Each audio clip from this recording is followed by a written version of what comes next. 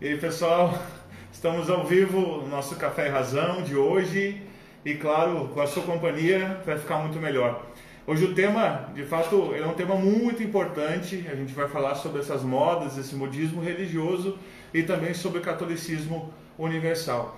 Enquanto o pessoal vai entrando aí, a gente vai dando aquela enroladinha básica e aí em breve eu vou chamar o pessoal do Lar Vojanga, que vai estar conosco agora no comecinho, para a gente poder fazer, né, essa edição mais ou menos conjunta em benefício a esse lar de idosos que faz um trabalho maravilhoso também.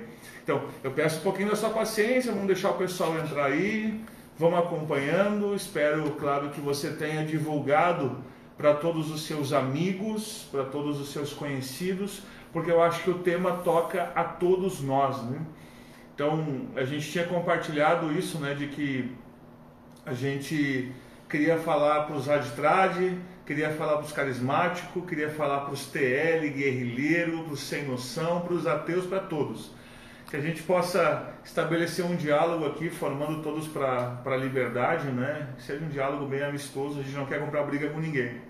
Talvez agora mesmo já tenhamos perdido a audiência do café, porque o pessoal gosta mesmo de briga, né? Então, gente, é uma grande alegria. Nós vamos então convidar o pessoal do lar para estar conosco aqui, para se apresentar, para ver como é que a gente pode ajudar também, porque ele sabe que nesse período agora de pandemia, todo mundo está precisando de ajuda, né? Então, estamos aguardando. Aí, boa noite, dona Eliane. Me escuta, dona Eliane? Eu estou escutando aí, a senhora tá ok? Oi, boa noite. Oi, dona Eliane, aqui é o Padre Maicon, tudo bem? Boa noite, tudo bem, o senhor? Tudo certo, graças a Deus. Uma grande alegria falar com a senhora, viu? O mesmo, digo. É um prazer estar aqui com vocês. Legal, então, conforme combinado, a gente vai trocar uma ideiazinha rápida, é claro, ver como é que funciona o trabalho do lar, que é muito legal, né? Que a gente sabe, a gente tem um grande carinho, claro, pelos idosos, e a gente gostaria de saber, então, como é que funciona o Lar Vojanga, aonde ele está localizado, para o endereço, né? Como é que funciona, por gentileza? Bom, o nosso lar é localizado aqui em Novo Hamburgo, tá? No bairro Rondônia, na Coronel Travasso, 854. A gente tem um trabalho com nossos idosinhos aqui. Hoje nós estamos com 32 idosos. Nós temos Legal. Os nossos pacientinhos acamados, né? Temos os pacientinhos que caminham, tem outros que são os cadeirantes. Nós temos um trabalho, assim, bem complicados, uns pacientinhos que não têm famílias, né? Então, a gente tem um trabalho que dependemos de bastante ajuda de pessoas. Trabalho bem complicado, né, Padre? Mas estamos aí na luta. E é um trabalho nobre, né, de cuidar dessas pessoas que cuidaram de tantos outros antes, né? É bonito a gente retribuir isso. Eu acho que certamente, quando uma pessoa se dedica a cuidar dos idosos no lar, é porque tem um carinho especial, geralmente é por alguma pessoa que marcou na sua vida, né? Então, sim, com certeza. Quando a gente passa na frente, a gente vê a fotinho do Vojanga, né? Sim, é o meu pai, né? O meu pai teve comigo 12 anos, né? Hoje está fazendo 3 anos que o meu pai foi a óbito. O lar ficou no nome dele, uma homenagem, né? A gente veio do interior. Eu trouxe meu pai de lá porque ele era viúvo, não tinha como a gente deixar ele lá. A gente é natural de Santo Antônio da Patrulha, lá do interior. Então a gente trouxe ele de lá para cuidar dele. E ele faleceu com 99 anos. Poxa, legal. Então a gente fez uma homenagem a ele, o Lar Vojanga, né? Legal, excelente homenagem. E aí, conta mais, como é que a gente, se a gente quiser ajudar o lar, como é que a gente poderia fazer? O que vocês estão precisando de ajuda, de alimento, de roupa?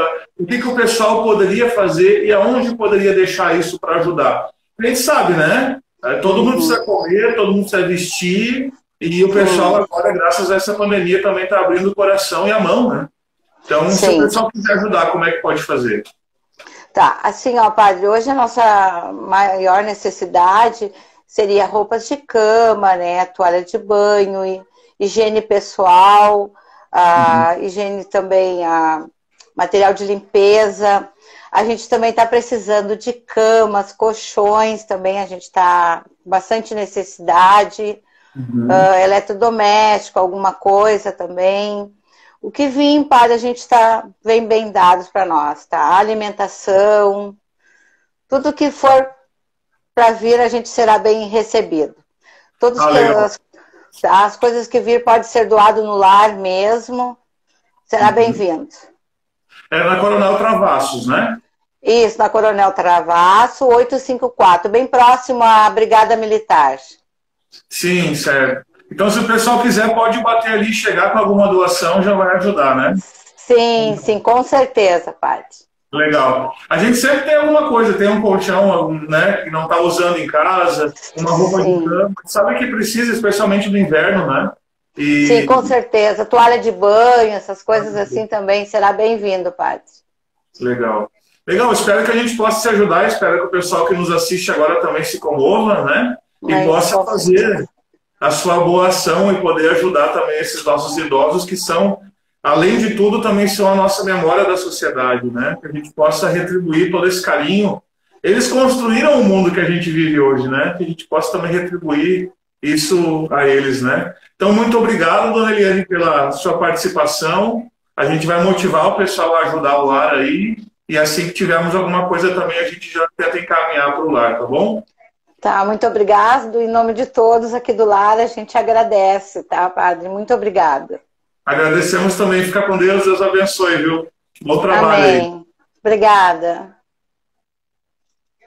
E a gente se despede, então, da dona Eliane do Lar Bojanga. E nós queremos agora, então, né? Vocês estão vendo que as coisas, elas se mexem aqui, né?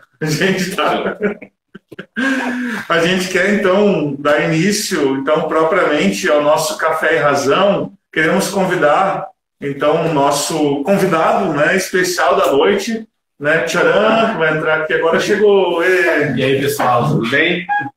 Então, Padre Diego, que é um grande amigo, né? Acho que todo mundo está nos ouvindo bem, né? Tá tranquilo, som para todo mundo? A gente está numa enjambração aqui. Se vocês não estiverem ouvindo bem, vocês mandam uma mensagem, que a ideia é que a mensagem apareça aqui no computador. Aí você está falando para a gente. Vai dar tudo certo. Esperamos que todos nos compreendam, então, enfim, né? Tá com um pouco de delay, talvez a gente vai demorar para responder as perguntas. Por exemplo, eu estou assistindo aqui, eu recém entrei, então, mas isso é normal, né? Vocês vão só dizendo para a gente. E agora? Modismo religioso e catolicismo universal. Então, eu vou falar agora como apresentador do café, depois eu entro como um participante, como convidado, tá? Mas a gente não tem bipolaridade.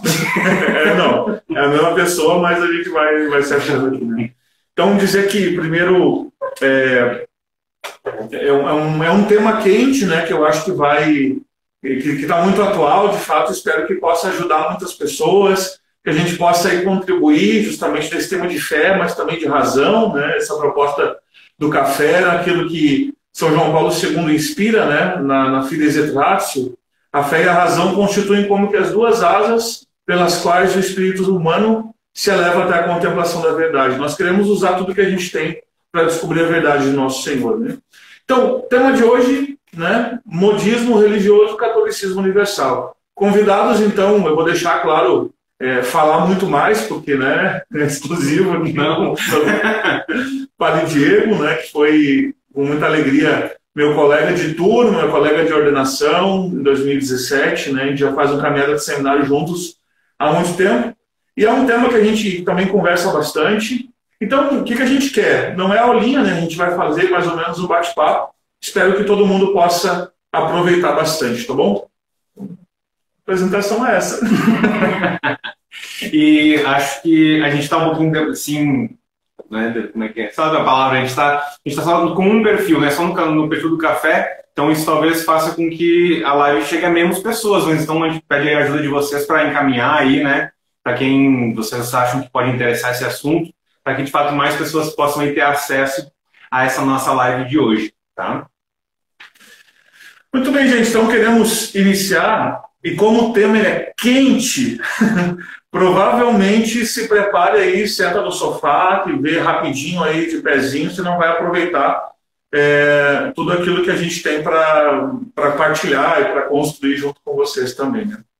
Então, para iniciar, geralmente, o que os jovens, o que as pessoas em geral vêm nos perguntar para a gente que é padre, né? E aí, padre, pode ou não pode? Todo mundo está interessado em saber uma resposta muito rápida, sim ou não. Exato, né? Padre, pode bater palma na missa? Padre, pode colocar bananeira não sei aonde? Eu tenho que ser de direita ou tenho que ser de esquerda? Então, o latim na missa é melhor. Agora quer dizer que eu tenho que rezar em latim? Ou seria melhor rezar em grego, que é a língua ali dos evangelhos? Ou quem sabe se for para rezar em línguas, está podendo também? Como é que faz? Né? Será que aquilo que está faltando na igreja hoje são mais excomunhões? Ou, afinal de contas, agora com a pandemia, todo mundo entendeu que a gente tem que criar o filho em casa. É homeschooling para todo mundo. Papa Francisco ou Bento XVI? Ou Pio V? Saia ou calça? Jesus. A gente chegou a essa conclusão essa semana, eu conversando com uma amiga minha, de que Jesus era modesto porque ele não usava calça. Pois é. Nossa Senhora de Fátima ou Nossa Senhora Aparecida? Ou Nossa Senhora do Garabandal? Progresso ou tradição? Pio V ou Paulo VI? Gregoriano ou rock? Música clássica para criança ajuda na educação ou não ajuda? Tudo é que a gente tem muita pergunta. Gente, essas perguntas, elas pululam na nossa vida e o pessoal ainda acha que a gente é ruim porque a gente não sabe responder tudo. Exatamente. É um negócio terrível. Então, o que é importante aqui, queridos? O que a gente não vai fazer por enquanto no café, tá? A gente não vai ficar respondendo sim ou não, porque as respostas dessas perguntas são respostas que exigem um pouco mais de reflexão. Então a gente vai tentar sair um pouco do lugar comum para que você possa se aprofundar um pouco mais nessa questão, né? E qual é que é a proposta de hoje? A gente também não sabe, não, brincadeira, a gente sabe sim. A gente quer, de fato, lançar algumas bases, né, para que a gente possa entender, de fato, o que é ser igreja. O que é a Igreja Católica, qual é a Igreja de Cristo, o que significa isso, o que Jesus veio nos dar e como que os santos foram vivendo essa experiência do Evangelho nas suas vidas, para que aí então depois a gente possa, com a consciência formada, cada um então e de fato fazendo as suas escolhas pessoais. Inclusive, talvez já adiantando alguma coisa que a gente viria lá depois, a maior expressão da dignidade humana é que o fato de nós sermos imagem e semelhança de Deus, que nos faz sermos racionais e, por sermos racionais, livres e responsáveis pelas nossas escolhas. Se, então, de fato, a fé é um pacote, né, zipado, pronto, né, bruto, então ela anularia a dignidade daquilo que eu sou criado, né? Mas não é nada disso, pelo contrário.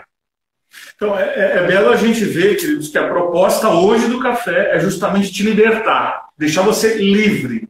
O que não quer dizer deixar você ser livre para fazer o mal, para ser um herege. Não é isso a ideia. Já diria a música da campanha da fraternidade, é para a liberdade. Isso. Cristo nos libertou. Essa passagem, essa música, embora a gente fique meio assim com ela, é uma passagem de Gálatas, né? Exato. Então está na Sagrada Escritura, né? Então, queria dizer o seguinte, o que a gente precisa ver em primeiro lugar, que parece que é importante para a gente, tá? Se a gente vai falar sobre as modinhas religiosas que a gente vê em todos os âmbitos, tá? Agora, a gente também quer dar uma olhada, então, o que quer dizer o catolicismo universal. E aqui a gente vai na fonte, tá? Então, o que significa ser católico? Se você quiser conferir, tá no número 837 do Catecismo, desse amarelinho, edição típica romana, maravilhosa, né? São João Paulo II, Catecismo de 92, tá? Diz assim, ó, são incorporados plenamente à sociedade, que é a igreja, os que, tendo o Espírito de Cristo, aceitam a totalidade da sua organização da igreja, né? E todos os meios de salvação nela instituídos em sua estrutura visível, tá? Regida por Cristo por meio do sumo pontífice dos bispos, né? se unem com ele pelos vínculos da profissão de fé, aquilo que a gente professa todo domingo na missa, né? Creio em Deus Pai Todo-Poderoso, dos sacramentos, né? Da confissão, da comunhão, né? Do sacramento da Eucaristia, na mão ou na boca. O sacramento está falando do sacramento da Eucaristia, né? Do sacramento geral. O regime eclesiástico que a gente vive, né? E de fato da comunhão no amor, né? Contudo, diz o catecismo, não se salva, embora esteja incorporado à igreja, aquele que não perseverando na caridade permanece dentro da igreja com o corpo, mas não com o coração. Então, se você acha que essa definição do ser católico, do catecismo agora de 1992, está muito progressista, porque já é agora pós-Vaticano II, então nós temos uma outra proposta. Aqui então está uma versão nossa aqui. A gente não chegou à conclusão de como essa edição chegou aqui a gente, mas o catecismo então de São Pio X, no número 149, primeiro o que é a Igreja Católica, e depois no 150 ele responde a pergunta, né, sobre o que é necessário para alguém ser membro da Igreja. Para alguém ser membro da Igreja é necessário estar batizado, crer e professar a doutrina de Jesus Cristo, participar dos mesmos sacramentos, reconhecer o Papa e os outros legítimos pastores da Igreja. Essa, então, definição de igreja, de ser católico, como o próprio nome diz, é universal mesmo, porque ela, obviamente, né, a gente tem que dizer aquilo que é óbvio, né? É óbvio que a definição de católico é aquilo que a Igreja foi nos trazendo ao longo de todo esse tempo e que, obviamente, também afirma hoje. E os elementos são esses, né? A doutrina, os sacramentos, a profissão de fé na doutrina, os sacramentos, a comunhão com o Papa e com também os demais pastores legítimos, né, que a Igreja nos dá. Faz parte, de fato, do ethos católico, se é que dá para dizer isso, da cultura católica, a gente, de fato, andar em comunhão com o Romano Pontífice, né? Então é interessante, né, Padre, que a gente tem papas, né, que a gente se identifica mais do que outros, né? Essa que é a verdade, né? Talvez pelos seus escritos, talvez pelo seu jeito de viver. A gente, coincidentemente, a gente estudou, né, no nosso TCC da teologia São João Paulo II, né? Então, a gente gosta pra caramba dele, né? Daí a teologia do corpo.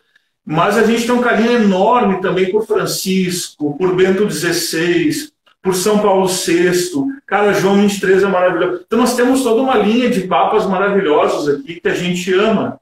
E a gente não ama porque é esse ou aquele papa, a gente ama porque é o papa. E isso nos faz católicos, né? Essa que é a ideia. Também, como foi falado, essa comunhão nos sacramentos e tal. Se a gente for olhar esse pacote, a gente vê, poxa, como é fácil ser católico, né?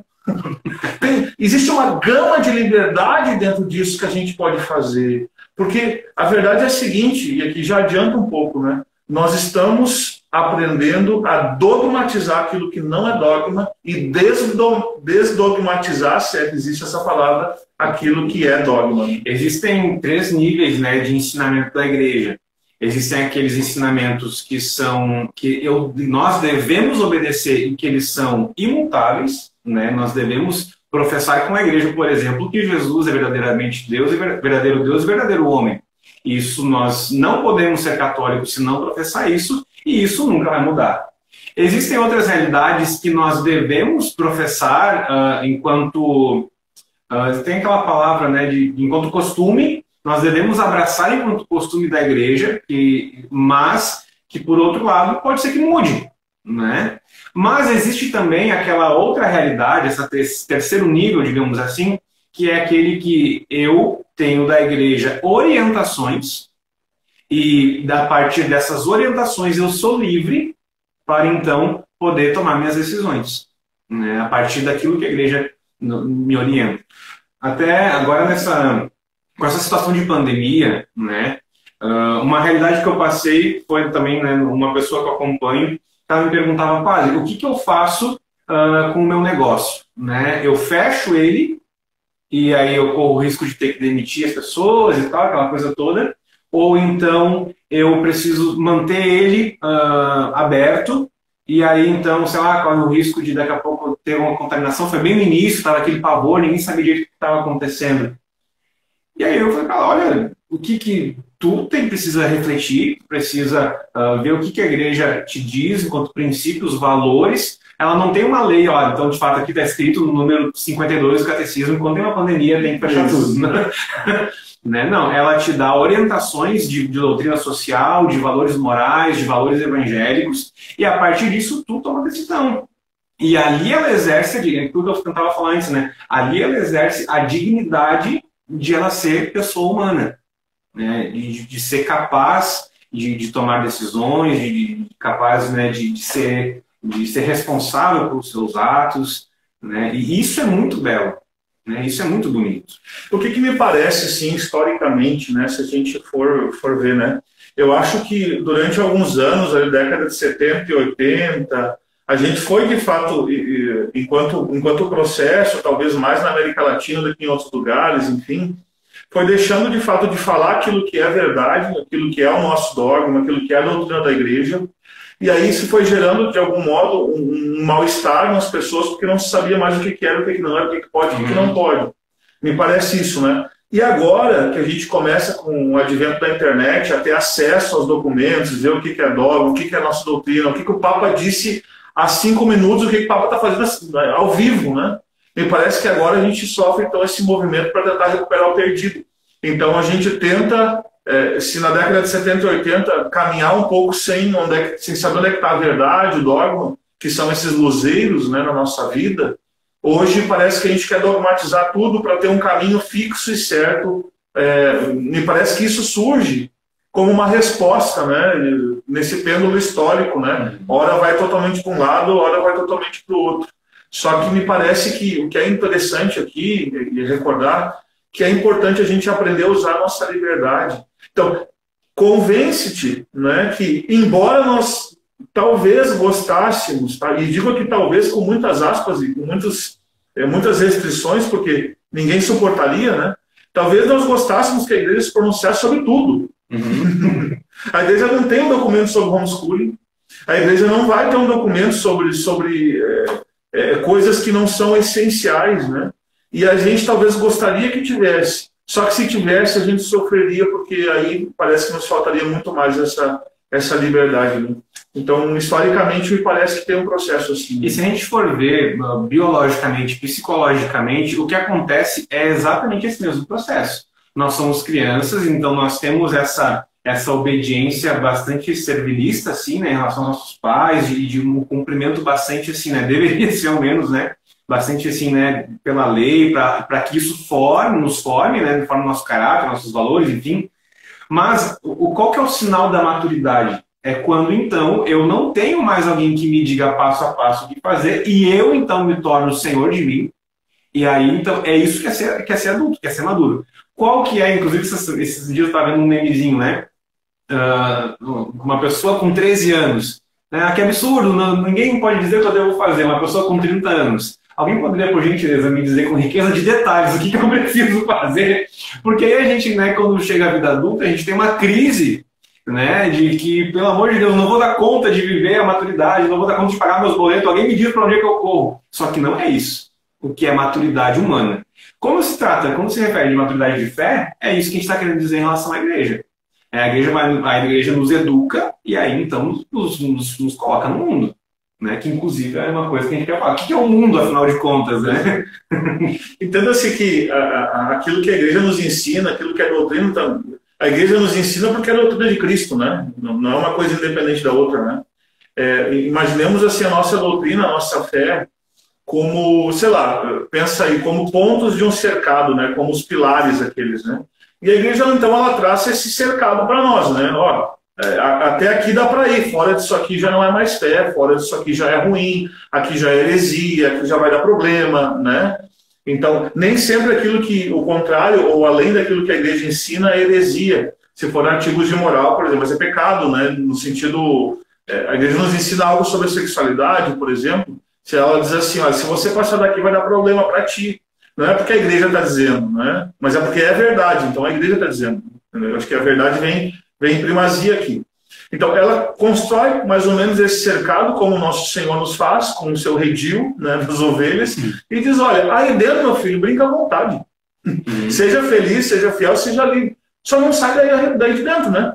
Aí o problema que a gente vê um pouco isso agora é que o pessoal está querendo fazer cercados dentro do grande cercado. E aí, meu Deus do céu, aí a vida cristã ela fica quase que insuportável. Quando a gente vê isso que o Padre também falava da lei, né, que a gente precisa da lei como um pedagogo na nossa vida, para chegar no momento a gente viver isso com autonomia, é isso que Jesus fala, né? A plenitude da lei é o quê? É o amor. Né? Quando eu não faço mais somente porque existe uma lei, mas quando eu faço aquilo por autonomia, porque eu estou convencido, então eu quero. A vida é mais ou menos como uma grande esteira. Né? Você sobe ali em cima, a vida vai te levar. Né? Se você quer que os outros te digam alguma coisa, você sobe na esteira e vai. Só que a maturidade, eu acho que está justamente quando a gente consegue descer da esteira e caminhar. Né? Com certeza. Depois a gente vai chegar um pouco mais ali de João Paulo II, do que a teologia do corpo pode também nos ajudar nisso. Mas um exemplo que o Christopher West usa, que eu inclusive também repito bastante nas formações de teologia do corpo, mas que se aplica perfeitamente aqui, é o seguinte, né? Se eu preciso de uma lei que me diga não mate o seu melhor amigo, é sinal de que eu não sou livre. No entanto, ninguém precisa dessa lei. Isso significa que nós somos livres na amizade. É um pouco isso. Né? É um pouco essa comparação, digamos assim. Né? Muito bem, então acho que essa foi a introdução. Para a gente começar um pouco, a gente vai tentar ver qual é a proposta da Sagrada Escritura sobre isso, sobre liberdade, sobre a proposta de Cristo para a nossa vida e tal. Uhum. Isso. E vão tentando aí mandar para mais gente, né? Cresceu bastante aí, estamos em 46 pessoas, legal. O Padre Rômulo está fazendo piadinha aqui já, Padre Rômulo. Padre Rômulo é nosso amigo também de formação aí, claro que ele estaria acompanhando, porque ele nos ama. Então, gente, o Padre Michael e eu temos em comum, então, isso, né, de ter ali nos topado, né, uma trombada com São João Paulo II, a teologia do corpo, tudo o que São João Paulo II nos ensina. E a gente até falava antes, né, que tem um trecho, sobretudo assim, o trecho mais básico da teologia do corpo, que a gente pode pegar aquilo ali para falar de tudo.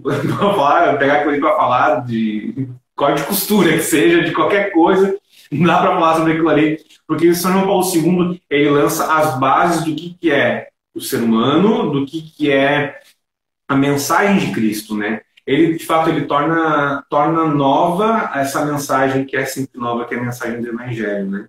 Aí, então, aquilo que ele fala em relação à sexualidade, a gente pode aplicar em muitas realidades. Então, por exemplo, algumas delas que eu queria... E aí, Matheus Geldi, tudo bem? Algumas coisas que eu queria, então, comentar, né? São João Paulo II, por exemplo, ele vai falar na teologia do corpo que nós somos chamados a nos darmos uns aos outros, sobretudo ali na questão, né, do homem e da mulher na criação. O que é o pecado original para São João Paulo II? É quando homem e mulher questionam o dom, ou seja, mas como assim essa história de eu ter que me dar? Não, eu quero me manter seguro. Eu quero eu tomar para mim criar um muro de segurança ao meu redor, né? João Paulo II falando sobre sexualidade. Então eu tomo posse para ter prazer, enfim. Só que quando a gente vai aplicar isso para todas as outras dimensões da nossa vida, é exatamente isso que acontece também. O pecado faz com que, então, eu tenha medo de fazer aquele mesmo exercício que Cristo fez, que é o exercício de kênose, de esvaziamento, onde eu, então, vou saindo da minha muretinha de proteção e me coloco no meio do mundo. O que fez o Filho de Deus? Ele veio do alto da sua majestade, do seio da Trindade, e se encarna no meio de nós. Ou seja, ele não questiona o dom, ele se faz dom, inclusive até a última gota de sangue, não só, mas inclusive até a água. Então, quando a gente vê que o pecado é o oposto desse ir ao encontro, é o oposto desse se meter no meio, né, do mundo, né, a gente começa de fato a entender que o grande ethos, né, a grande virada radical que Jesus veio trazer para a gente é o que está lá em Mateus, no capítulo 5 seguintes ali, que é o Sermão da Montanha. Os santos, os exegetas, os teólogos sempre falaram que o Sermão da Montanha é o núcleo da mensagem do Evangelho. E quando a gente vai ver ali, né, o Sermão da Montanha, o que Nosso Senhor faz? Vamos primeiro as bem-aventuranças, que é aquele escândalo, né? Bem-aventurados os que choram, bem-aventurados os que sofrem, bem-aventurados os pobres perseguidos. Uma loucura total, né? Primeira coisa. Só que um outro movimento que ele faz ali, né, que a mim chama muita atenção, é quando ele faz assim, né? Ouvistes o que foi dito, tal coisa, tal coisa. Eu, porém, vos digo, tal outra coisa. Esse movimento que Jesus faz, olha, era assim, eu, porém, digo, era assado, eu, porém, digo, ele sempre refere a um movimento interior. Por exemplo, né, o exemplo clássico, ouviste o que foi dito, não adulterarás. Eu, porém, vos digo, todo aquele que olha para uma mulher desejando-a, já cometeu adultério no seu coração. Jesus nos manda para dentro.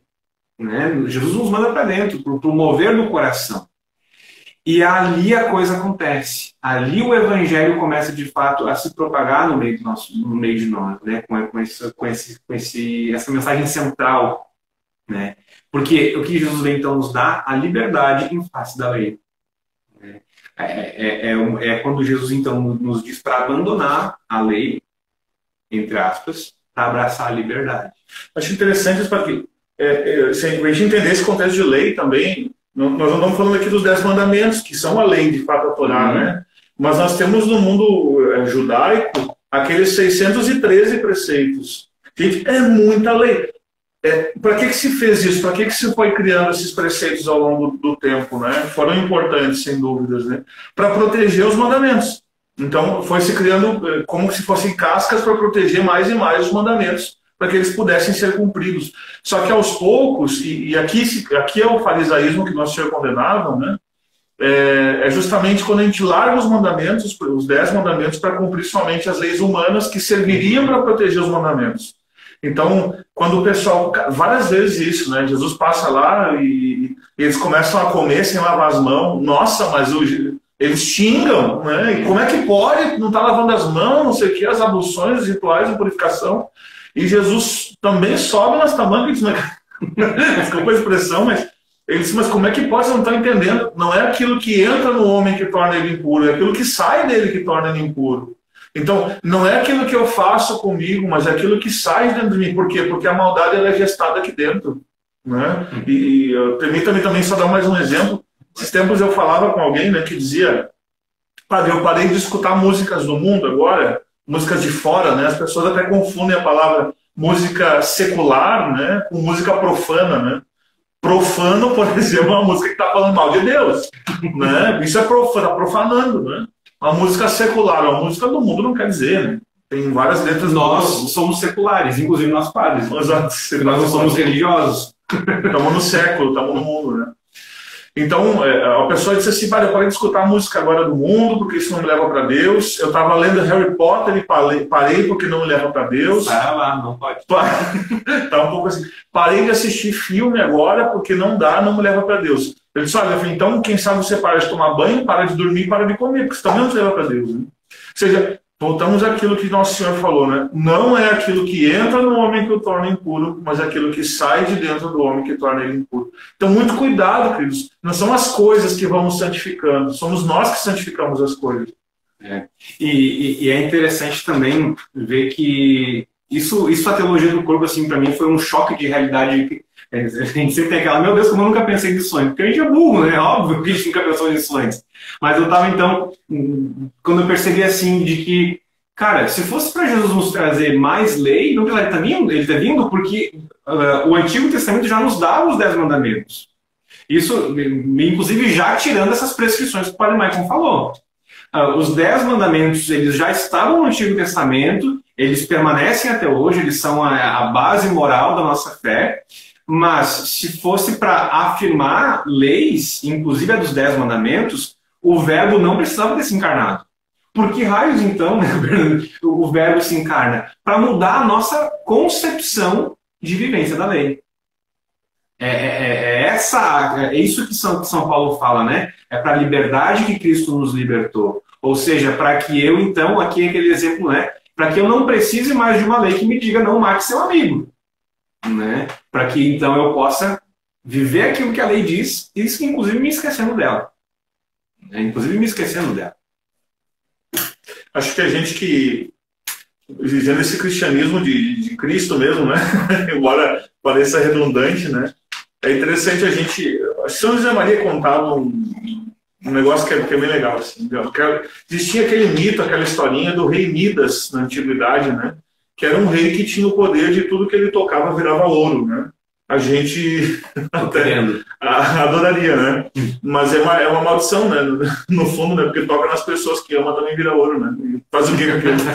Mas enfim, José Maria dizia que isso como algo bom, né? O cristão é aquele que tem a capacidade de, aonde ele encosta, vira ouro. Por quê? Porque além dele fazer as coisas com amor e transformar aquilo numa oferenda agradável a Deus, ele pode também batizar as realidades que são boas do mundo. Então, quando a gente vê no início da história da igreja, não sei se eu estou pulando alguma coisa, em todo caso. Mas tudo bem. Tudo bom. Quando a gente vê no início da história da igreja, que o cristianismo, a igreja, ela se serve de coisas, de elementos pagãos para crescer, a gente também fica um pouco assim, pô, nunca tinha pensado, né? Então, por exemplo, a filosofia grega, né, sobretudo platonismo, aristotelismo, no começo da história, se usa muito para quê? Para explicar, por exemplo, as duas naturezas de Cristo. Né? Se utiliza a filosofia. Se utiliza também o direito romano, se utiliza as estradas romanas que já estavam prontas. Né? A gente que é cristão, a gente não larga o mundo. E aqui depois a gente tem que entender isso, que mundo, os sentidos da palavra mundo, né? Para a gente também não fazer fiasco. Né?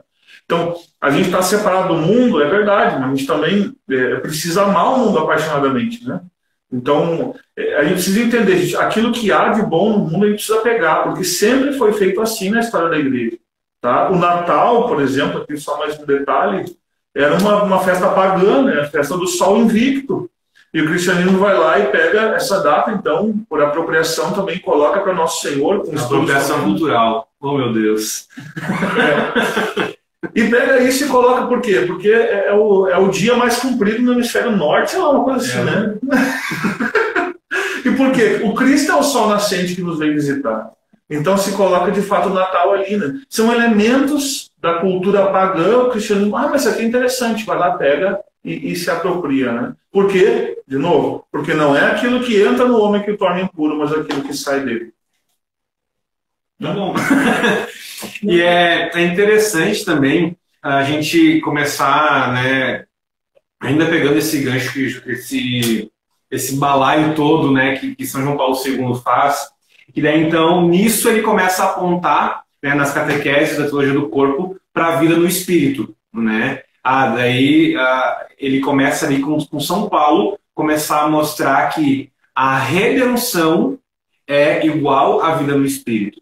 O que é redenção? Aqui eu vai ter que me mandar parar porque eu não me empolgar, porque eu não me empolgo nessa parte. Porque assim, é uma das coisas mais lindas, de fato, né, do que Cristo operou em nós, é a redenção. Redenção é diferente de salvação. O pessoal da teologia do corpo já ouviu isso, eu falo isso 1000 vezes. Por quê? Um exemplo disso é a pecadora caída, né? Eu vou explicar brevemente. A pecadora, quando ela é atirada ali, né, pelos fariseus, eles perguntam, a lei manda apedrejá-la, e o que tu diz para fazer, né? Ela ali está condenada. E aí Jesus dá aquela resposta, quem não tem pecado atira a primeira pedra. Eles se viram e vão embora. Aí ela foi salva. Isso é salvação, Jesus salvou ela, ok. Mas isso ainda é pouco, né? É loucura falar isso, mas essa é a loucura do amor de Cristo. Isso é pouco, por quê? O que ele faz depois? E aí tem um movimento de Cristo muito bonito no Evangelho, que ele está abaixado, ele se levanta, ele se reclina de novo, e no fim, então, ele se levanta dizendo para ela, eu também não te condeno, vai, não peques mais. Isso é a redenção. Uma vida nova, superando aquilo que eu vivia. O que muitas vezes a gente passa, e é comum, não que seja normal, é comum que nós passemos quando a gente se converte. A gente vive a conversão em vista do pecado. Não, eu fazia isso, aquilo, pois agora eu não posso fazer isso, aquilo, eu preciso fazer isso, aquilo, aquilo, outro. Conversão reativa. Exatamente. Né? E ok, isso é uma fase que todos nós passamos e talvez seja bom mesmo ter aquele corte para depois ir purificando e ajustando a medida. Show. Mas não pode parar ali. A redenção é o quê? A redenção é um novo patamar de vida. Não é viver como eu vivia antes, só que sem o pecado. Não. É um novo patamar. E ali, qual é esse novo patamar na pecadora caída? É que ela nunca mais volta para a vida velha, mas não só isso, ela nunca mais deixa de seguir Cristo. Inclusive na cruz. né? Inclusive na cruz. Inclusive se colocando mesmo em situações... Imagina a fofoca que não era em relação a Jesus e 12 homens vivendo ali meio misturado também junto com aquela mulher que foi pega em adultério público, né? Ou seja, mas isso essa é a redenção, né? A liberdade, né? Ela livre abraçava aquela experiência nova que Cristo dava. E isso é, para São João Paulo II, aquilo que depois São Paulo vai chamar de vida no Espírito. A vida no Espírito é aquela contraposição com a vida na carne. Ou seja, a vida na carne nos dá frutos da carne, a vida no Espírito nos dá frutos do Espírito, né? E aí, nesse caminho, então, que nós vamos vivendo a nossa fé. A vivência da fé, então, está aqui, na vida do Espírito. Tá? É um pouco aqui que nós, então, temos o padrão de santidade, inclusive. A santidade não é só não pecar. Também para quem já está também ficando com a consciência meio laxa, então tá bom, tudo liberado, não tem lei lá, graças a Deus não tem lei. Não, calma também. Porque só não pecar, isso não é santidade. A santidade é, de fato, esse novo patamar de vida vivido na graça do Espírito, né? Que aí, então, é o que os santos viveram, né? Então, acho legal isso porque existem, talvez a gente pode tomar como regra geral isso, né? Existem várias formas de fazer uma coisa certa, tá? Várias formas de fazer uma coisa certa. Eu repito isso porque, em geral, assim, quando a gente vive essas... Eu acho que esse movimento acabou acontecendo também na internet, que traz coisas boas e ruins, né? Acho que é isso, né? Mas que a gente fica se excomungando mutuamente na internet, né? Por quê? Porque eu não sei pensar diferente do outro, né? Porque eu não sei aceitar a liberdade que o outro tem. Ou, mais do que isso, porque eu não sei muitas vezes aceitar o tempo que o outro leva para a conversão dele, né? Então, cara, e assim é o seguinte, né? Geralmente, quando eu vou pegar um negócio tripolêmico agora, só para apimentar o negócio, que é essa história aí desse abuso dessa menina de 10 anos, né? Questão do aborto, coisa e tal. Cara, a solução católica mesmo, talvez não fosse somente ficar lá batendo panela na frente do hospital. Cara, a gente precisa dar um auxílio completo, gente. Se a gente é católico de fato... Cara, é verdade que precisa condenar lá o cara o estuprador, é preciso de fato que não aconteça mais isso. Mas se a gente quisesse que essa menina tivesse um filho também, eu não sei se aconteceu, mas tomara que sim, né? Né? Que alguém tivesse dito, então eu vou acompanhar essa menina na sua gestação, tivessem médicos que fossem acompanhar, psicólogos que fossem acompanhar, e depois, se ela tivesse filho, então tudo certinho, se ela quisesse doar para algum lugar, então tivesse já o ambiente preparado para isso. Isso é a solução católica, é o cuidado completo. Então, a gente corre o risco, tá, de viver na vida moral, tá, ou seja, do que eu devo fazer, do que eu não devo fazer, do comportamento, aquilo que eu vivo muitas vezes na vida da fé. Quando eu escolho apenas uma parte da fé, tá, eu incorro em heresia. Essa aqui é a verdade. Quando eu escolho apenas uma parte da moral, parece que está tudo bem. Mas não está tudo bem. A gente precisa dar a solução completa para a coisa toda. Então vejam, queridos, eu não quero nem que você entenda uma coisa dessa, tá? Porque não é isso que eu estou dizendo. O negócio vai ficar gravado. Eu não estou dizendo que ela deveria poder escolher se queria abortar, não. Isso não é a favor da morte executiva. Isso já está pronto, né? Aí tem um mandamento explícito, não matarás, ponto. Agora, o como, gente, o como é aqui que está o negócio. Então o pessoal dogmatiza, né? O pessoal vem xingar a gente na internet, porque você não foi lá bater panela. Pelo amor de Deus, gente. Né? Tem coisas que estão em outro âmbito. Né? E a gente sabe que pessoas fizeram essa proposta que o padre está se referindo, mas acho que o grande questionamento é fazer com que a gente questione a nós mesmos, a nossa consciência. Porque às vezes a gente fica de fato no dogmatismo moral, mas o dogmatismo da caridade, não. Claro, a gente na teoria... Por que talvez isso esteja acontecendo? Porque na teoria, com uma menina que está lá do outro lado do país, no nosso caso, é muito bom a gente ficar vociferando em relação ao dogmatismo moral. Mas, e quantos mendigos eu pergunto o nome? Né? Isso Papa Francisco, logo no início do pontificado, aquilo também marcou muito. Para quantas pessoas que eu dei comida, eu perguntei o nome delas. Né? para cuidar da dignidade da pessoa humana na sua totalidade. É um pouco nesse sentido, né, que parte se refere. E não é excluir o fato da... Já estão entendendo isso, né? Não, então quer dizer que não tem cuidado. Ah, mas é mais importante. Claro que é. Claro que é. Mas, gente, não existem soluções fáceis para problemas difíceis. Ponto. Não tem. Então, a gente precisa aprender a cuidar na totalidade da pessoa. Isso aqui é muito legal. Isso que falávamos, né, desse ponto de vista moral, né, que é interessante. Cara, a questão o quinto mandamento, não matarás, não é o único mandamento do céu. Ele é importante, repito, mas não é o único mandamento da vida. Então, existe o primeiro, existe honrar pai e mãe, existe um monte de coisa, santificação do domingo.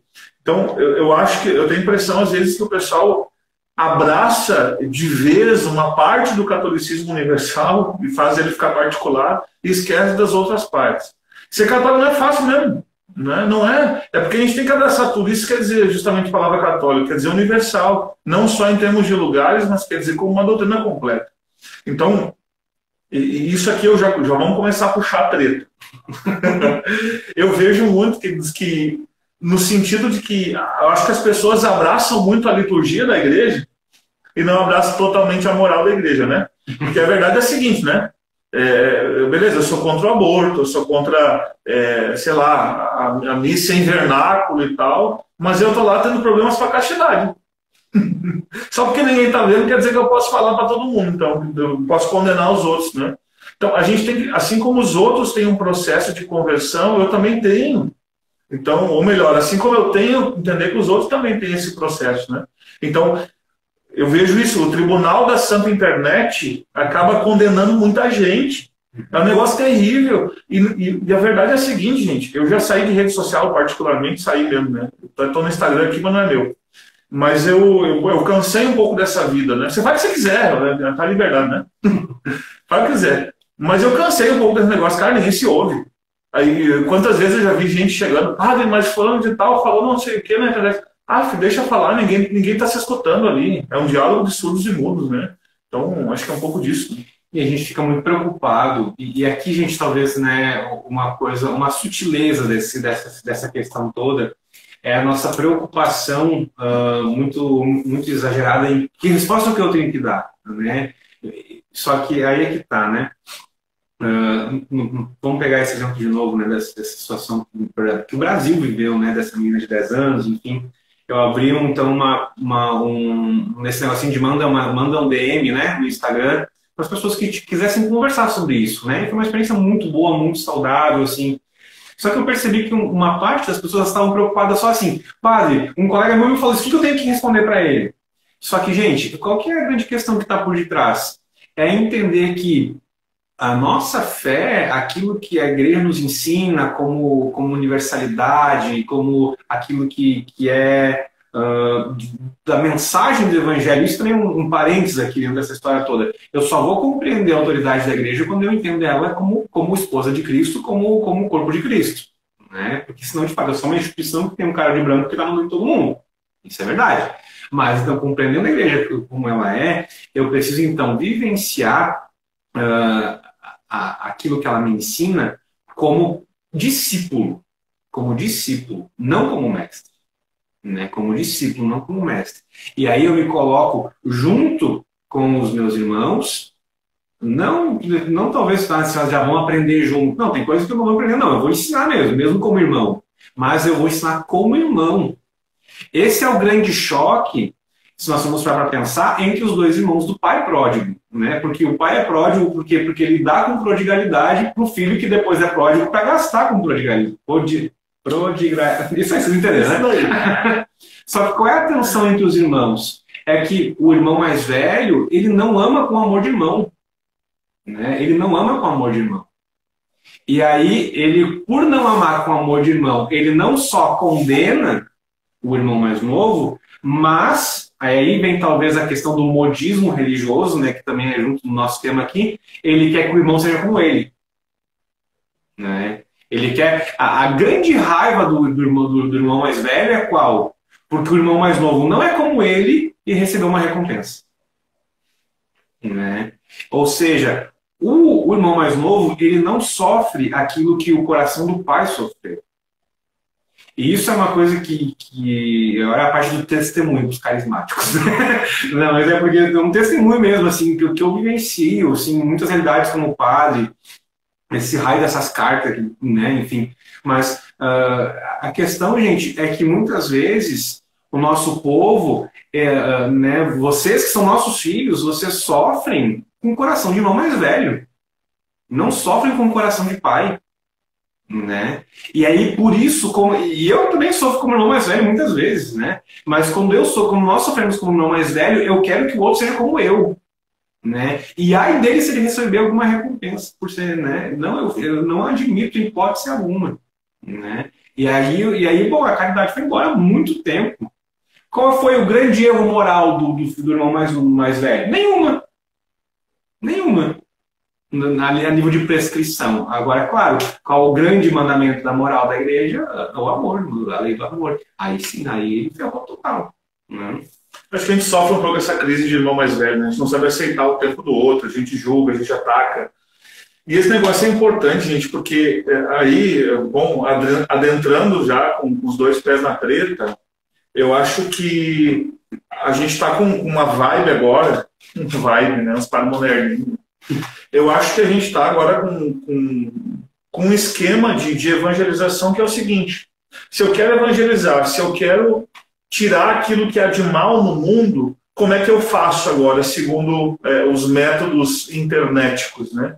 Eu pego a pessoa, tá? Pego o nome da pessoa e bato, falo mal dela, assim, até não poder mais, e cito nomes e chamo de não sei o quê, faço memes brasileiros, os memes brasileiros são realmente bons, né? Eu acho que é um negócio de produto exclusivo no mundo, mas a gente fala mal, às vezes calunia no meio, e calúnia é pecado mortal, exige confissão, tá?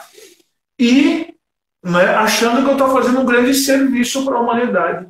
Só que, gente, isso nunca foi um método de trabalho do cristão. O que significa? Ah, mas que eu não gosto de presidente fulano de tal, eu não gosto do outro presidente fulano de tal, eu não gosto lá do STF, não sei do que, não sei o que. Eu vou lá, faço documentários falando mal do pessoal.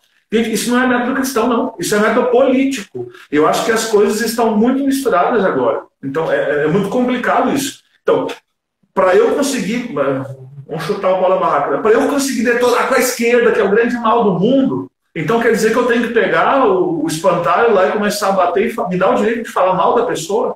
Não dá. O mandamento, né,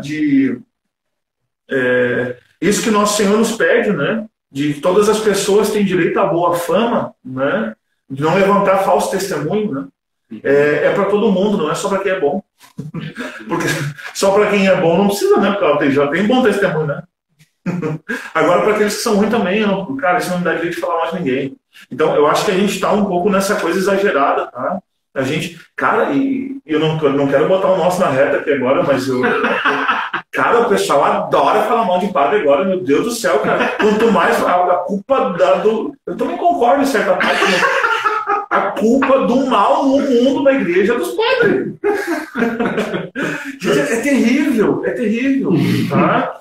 Quando a gente vai lá, né, quer xingar o seu pároco e tal, numa situação bem particular, vai lá para a internet e caceteia o pobre do padre, que não, né, que está pensando muitas vezes no coração de pai, né? E a questão, e olha, e de novo, né, para puxar de novo, né, a questão do modismo, a gente não tem a mesma benevolência que nós temos com os pecados de direita. A gente não tem a mesma benevolência que a gente tem com os pecados de direita com os pecados de esquerda. Por quê? Né? Qual que é o motivo que faz com que a gente seja tão benevolente com os pecados do espectro de direita? Por que a gente não tem a mesma benevolência, né? De que não, tem que entender, não, é que tem que não, é que não, é que... A gente não tem, né?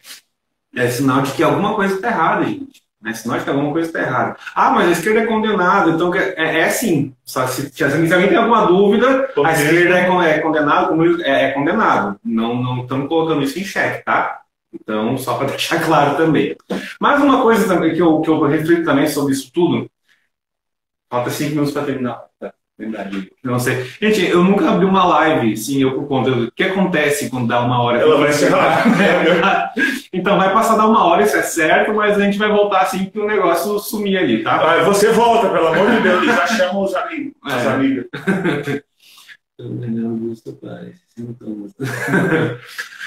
Mas uma coisa assim também que eu acho que fica muito, que é muito marca nossa do brasileiro, é porque o brasileiro tem uma tendência que influencia todo o resto, né? Que é o tal do futebol. O que tem a ver, né, o futebol com isso? É porque no futebol, ai de mim que sou gremista, né? Se o Inter for para uma final do Mundial, eu torcer pro Inter. Né? Mas ele é brasileiro, um time brasileiro, poxa, cara, tem que torcer pro Inter ali, né? Não, eu torço para quem quer que seja, porque eu sou gremista. E ok, isso no futebol tá ok. Mas o problema é que isso se infiltra no nosso país, na política, isso se infiltra em todas as relações sociais e isso se infiltra na igreja. Né? E aí a gente vive um clima de torcida organizada, tudo, né? Na política, em tudo, inclusive agora então nas realidades de fé. Então eu preciso torcer, eu preciso vaiar, eu preciso fazer tudo, né? Mas aí o negócio é problema. Né? Eu acho que antes de iniciar, de continuar a nossa fala, a gente vai, de repente a gente encerra e volta de novo. Mas o Padre Diego, que é o expert no negócio, agora que está encerrando, falou 2 minutos, né? Então, antes de iniciar e cortar no meio da fala aí, a gente vai esperar que você fique aí. Fica conosco. Matheus Geude. Todos os católicos deveriam se unir como se uniram pelo Neymar. Então tá, gente, espera aí que eu vou ali desligar o negócio. Porque... Fica aí. Por onde é que eu vou, meu Deus? Vai lá pelo fim. Nós estamos que nem São Pedro e São Paulo, aqui juntinho no outro, assim, ó, quase de roupa colado, né? Mas aí a gente está isento do convite.